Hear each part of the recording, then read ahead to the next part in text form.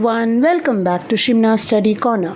Today we are going to deal with the poem Photograph written by Shirley Toulson. Kathleen Shirley Toulson was an English writer, poet, journalist and local politician.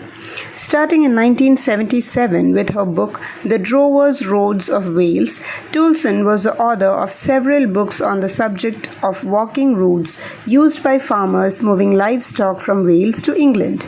She contributed a profile of the novelist Christine Brooke Rose for a 1986 reference publication. Now, let's learn the poem. The cardboard shows me how it was when the two girl cousins went paddling, each one holding one of my mother's hands, and she, the big girl, some 12 years or so. Okay, so here she is talking something about a cardboard. What does this cardboard refer to? It is an album.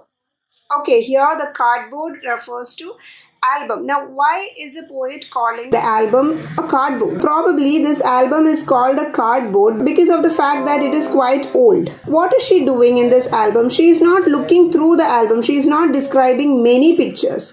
What is she doing? She is looking through one particular photograph. It's the photograph of three different girls.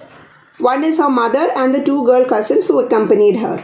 What is the meaning of the word paddling? Paddling is a kind of sport in which you row in a very small boat. These three cousin sisters went paddling. When the two girl cousins went paddling, each one holding one of my mother's hands. So who is the girl in the middle? Her mother would be the one who is in between. Let's see the fourth line. And she, the big girl, some 12 years or so. So who is this big girl? She is her mother. She was the eldest of the lot, and the girl is speculating or calculating that her mother would have been somewhere around 12 years or so. Now let's see the rest of the lines. All three stood still to smile through their hair at the uncle with the camera. A sweet face, my mother's. That was before I was born. And the sea, which appears to have changed less, washed their terribly transient feet. Isn't it? What are the three girls doing? All the three are holding hands with her mother in between. And then what are they doing? All three stood still to smile through their hair at the uncle with the camera. What does that mean? They were taking a picture. So there was an uncle with the camera and all of them were smiling at her uncle posing for the photograph. Their hair was messed up, it seems. It was falling over their face. So through their hair they were smiling. A sweet face, my mother's. That was before I was born. So how does she describe her mother's face in the photograph? She describes it as a sweet face, a very pretty face. And she remembers that that was before I was born. She says that the sea has changed to a lesser degree. There is not much change in the sea. So here she is actually comparing her mother's face and the sea. There has been a drastic change in her mother's face. Obviously a 12-year-old kid, and when the child grows up to be a mother, definitely there would be a lot of change in her. Okay, but when compared to her mother's face, what is the condition of the sea? The sea has not changed much. What is the last line? And the sea, which appears to have changed less, washed their terribly transient feet. What is the meaning of the word transient? Transient means something which lasts for a very short time. So what does this line over here mean? On the day on which the photograph was taken, the sea water was actually washing her mother's and her cousin's feet. What sort of feet? Transient feet. Now why does she call the feet transient? This is because there has been a huge difference in what they were back then and what they are right now.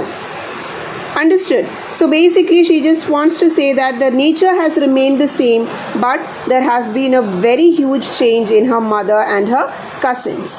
Some 20-30 years later, she would laugh at the snapshot. See Betty and Dolly, she would say, and look how they dressed us for the beach. The sea holiday was her past. Mine is her loafer, both wry with the labored ease of loss.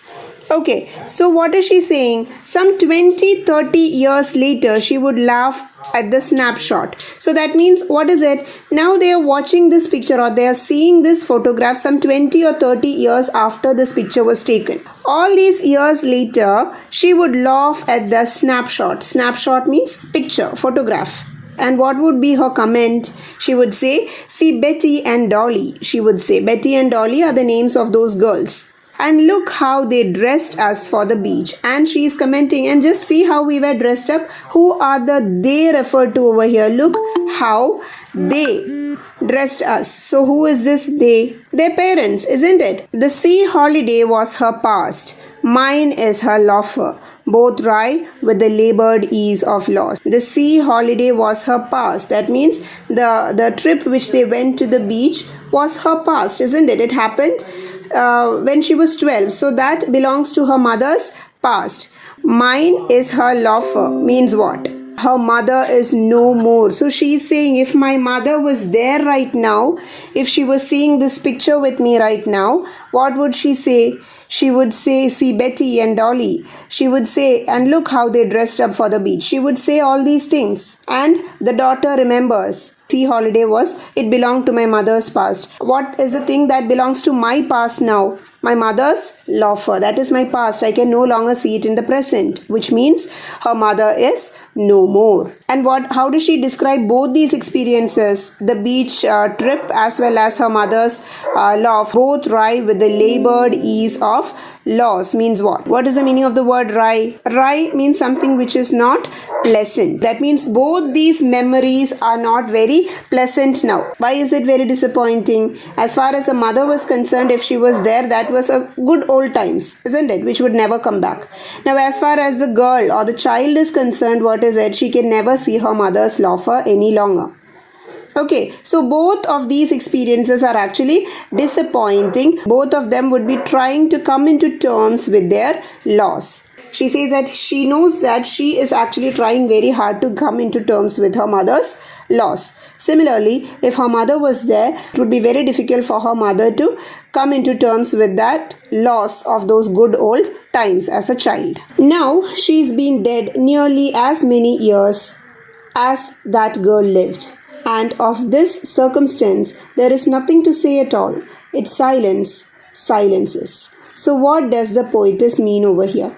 Now, she has been dead nearly as many years as that girl lived. So can you calculate the number of years it has been since her mother died? Her mother has been dead for the past 12 years. How do you understand that? Now she is been dead nearly as many years as that girl lived. Who is this that girl? The girl in the photograph. That means her mother in the photograph. And it said that in that photograph, her mother was around 12 years old. So she says that it has been almost the same number of years. And of this circumstance, there is nothing to say at all.